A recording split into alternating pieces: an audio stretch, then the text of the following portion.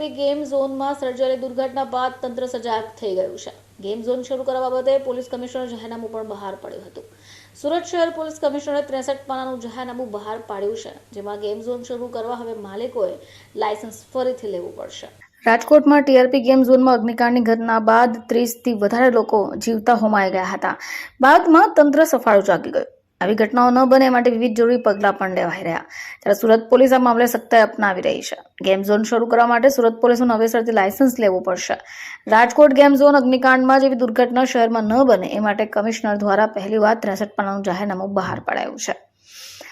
Game ઝોનમાં આવતા લોકોની સુરક્ષા બાબતે પણ ખાસ ધ્યાન રાખવાનું રહેશે.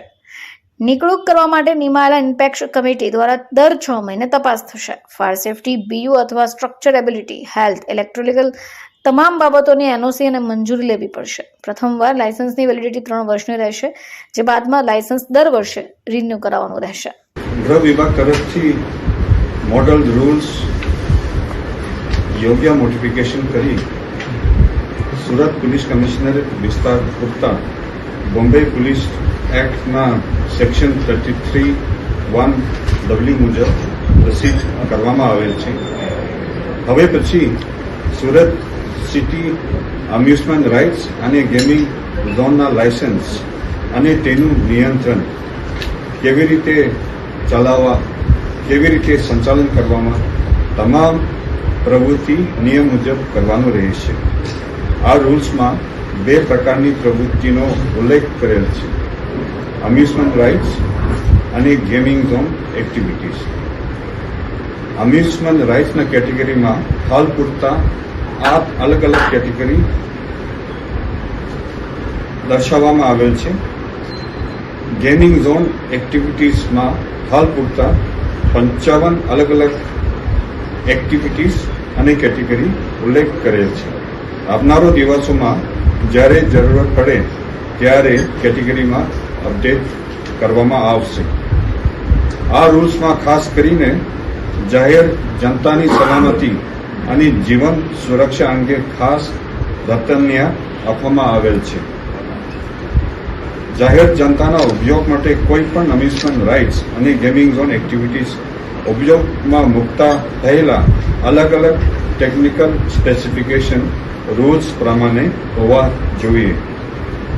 ટેકનિકલ સ્પેસિફિકેશન કડકાઈપણે પાલન થાય છે કે કેમ તે માટે આ રૂલ્સમાં એક ક્વોલિફાઈડ પર્સનના જોગવાઈ કરવામાં આવેલ છે અને આ ક્વોલિફાઈડ પર્સનના ફરજ રહે છે કે તમામ ટેકનિકલ મુદ્દાઓ પર નિયંત્રણ રાખવાનું અને સુપરવિઝન રાખવાનું. જેના પાસે સિવિલ, મેકેનિકલ અથવા તો ઇલેક્ટ્રિકલ ડિગ્રી હોવા જરૂરત રહે છે. આના સિવાય આ રૂલ્સમાં એક સિટી રાઇટ સેફટી અને ઇન્સ્પેક્શન કમિટીના ખાસ કરીને જોગવાઈ કરવામાં આવેલ છે. તમામ લાયસન્સ માટે જે એપ્લિકેશન છે, આ એપ્લિકેશન અપ્રૂવ કરતા પહેલા આ કમિટીના એપ્રુવલ જરૂરત બની રહી છે અને આ કમિટી અપ્રુવલ આપતા પહેલા આ કમિટી પોતે ટેકનિકલ અને રૂલ્સ પ્રમાણે ચકાસણી કરવાનું રહેશે. આ કમિટીમાં અલગ અલગ સરકારી વિભાગ અને અલગ અલગ સાયન્ટિફિક અને ટેકનિકલ ડિપાર્ટમેન્ટના સભ્યો પ્રતિનિધિ તરીકે સમાવેશ કરવામાં આવેલ છે. લાયસન્સ મળવા અંગે અલગ અલગ એનઓસીની જરૂરત રહે છે. ખાસ કરીને ફાયર સેફટી, બીયુ અથવા તો સ્ટ્રક્ચરલ સ્ટેબિલિટી, આરોગ્ય, કરવેરા, ઇલેક્ટ્રિકલ અને મેકેનિકલના એનઓસી જરૂરત રહે છે. આ રૂલ્સમાં સંચાલક માલિક ઉપર વિશેષ જવાબદારી ફરજિયાત કરવામાં આવેલ છે,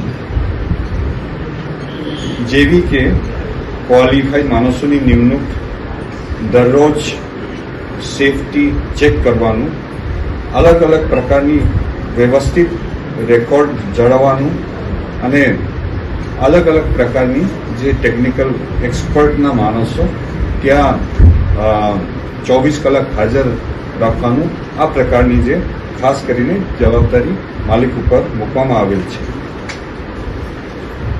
આ રૂલ્સ પ્રમાણે સિટી રાઇટ સેફટી અને ઇન્સ્પેક્શન કમિટીએ પણ 6 મહિનામાં એક વખત ફરજિયાત ઇન્સ્પેક્શન કરવાનું જોગવાઈ છે.